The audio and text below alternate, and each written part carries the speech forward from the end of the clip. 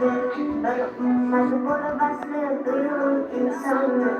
o'zga bek qarasiman O'zbekistonni sog'lom bo'lib qadrdonam qardoshim uchun ilm uchun yurtim uchun yurtboshim uchun baxtim shuki chetkazib butun jahonni jonidan bir donasiman O'zbekistonni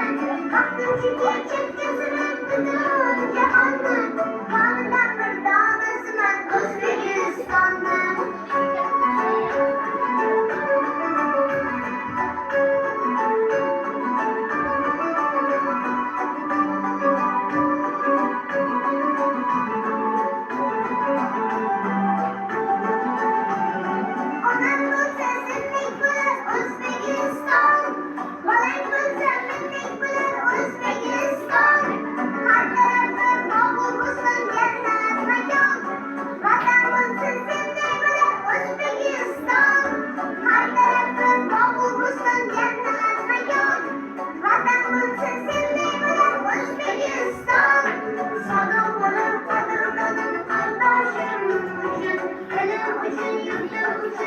Başım ucun, baktım şu diyecek gözüm butun cihanda Canından bir bağlasına Özbekistan'da Baktım şu diyecek gözüm butun cihanda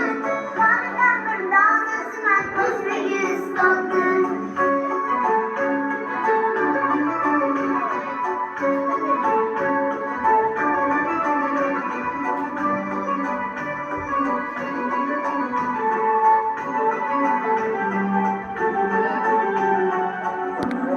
Sevdiğimden dualar alıp Yaşadığımın mutlaka yüreğim yanı Gençliğine dilek ucu yeru Osmanlı Gözün altı parasından Özbekistanlı Gençliğine dilek ucu yeru Osmanlı Gözün altı parasından Özbekistanlı Sağım olup kadınlarım kardeşim ucun Ölüm ucun yurtum ucun yurtbaşım ucun Baktım şu diyecek gözüm uzun cahanlı